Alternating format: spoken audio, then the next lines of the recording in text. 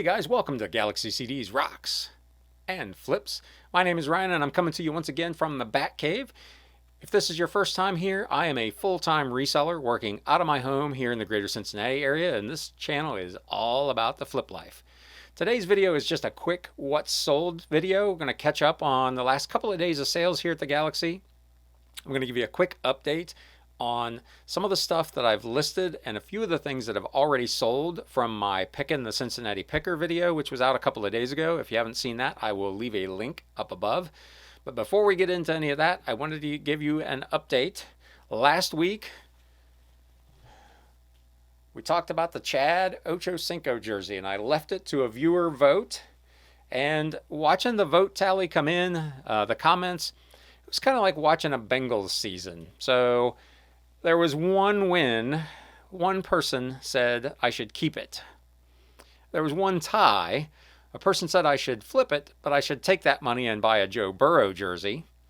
And the rest were all losses. Overwhelmingly, you guys said to flip it. So by the time this video appears on YouTube, that bad boy will be listed on eBay. Chad, sorry man, I hardly knew you, but you gone. Thanks for everybody that participated in that. And if you're interested in that jersey, I am going to throw it up at an auction just to see what happens. So that should be up and live by the time you see this video. Talk about a few things that just generic sales, kind of not part of the Cincinnati Picker thing to start with. First up, I have this hat. Picked this up at an estate sale. It's a Ron John surf shop from Cocoa Beach, Florida. I picked this up for $1.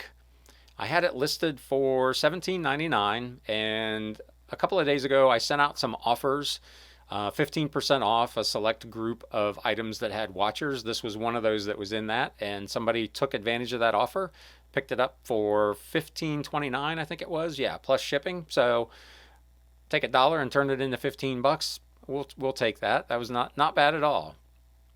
This next item, really interesting piece, 1946 University of Missouri 4-H booklet.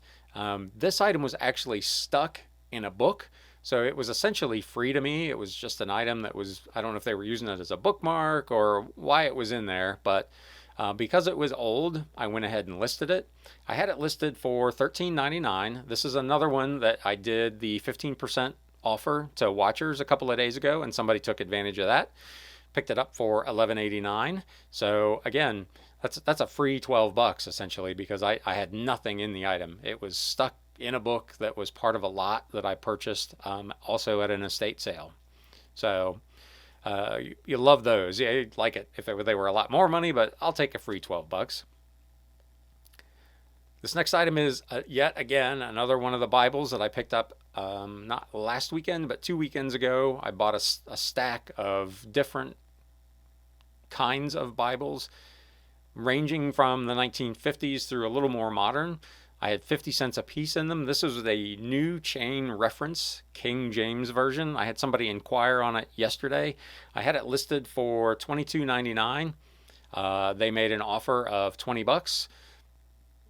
Those are reasonable offers. The guys that lowball you are the ones that really kind of drive you nuts. But somebody that's asking for, essentially a little more than 10% off, I'm all about it. So I just went. I didn't even counter. I just took the $20. Like I said, I'm into it for 50 cents. So it's a nice, quick, easy flip, easy to ship, goes out media rate, bada boom, bada bing, and we move on to the next thing. If you watched my haul video a couple of weeks ago, you may remember seeing these TWA bags. I got 3 of them at an estate sale for $2 a piece. They were new in package, vintage kind of 1970s era bags. I had them listed for $12.99 a piece plus shipping. I got a best offer of $10. Again, that's a fairly reasonable offer on a $12 or $13 item, especially one that I have $2 in, and selling this one at $10 even after the fees will pay for the whole purchase. So I went ahead and took that. If you're into vintage TWA bags, I got 2 left, so act now. At that same sale, I picked up this Radio Shack realistic hand scanner. If you saw that video, I mentioned that it powered up, but it didn't fully work. I couldn't get it to pick anything up, and it had the weirdest thing. When I took the battery cover off, one of the contacts must have gone bad, and it was actually had been replaced by a screw head. So this was a really kind of a screwball piece. I mentioned in that video when I bought that non-working ones were selling for about $15. So I listed this one for $19.99 or best offer, and shockingly, I got an offer of $15. So I went ahead and took it. Knowing that's a little bigger discount than normally I would like to do, but knowing that's kind of where they were selling, I just went ahead and took it. They paid shipping. I got $1 in it. Let's get it out of here and get on with life. So that kind of covers just a handful of kind of unique items that have sold in the last couple of days. Now I want to talk about the Pickin the Cincinnati Picker stuff. I've only listed, less than 20% of that stuff. My garage is still full of that purchase.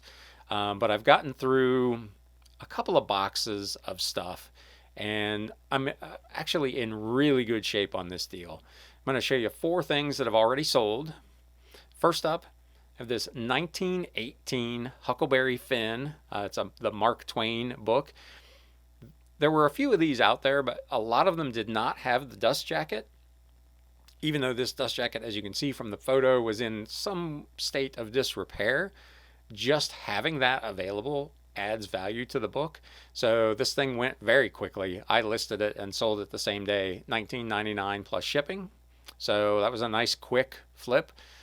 The next item, not a Bible, but the Book of Common Prayer. This was an unusual printing of this from a particular church in Philadelphia.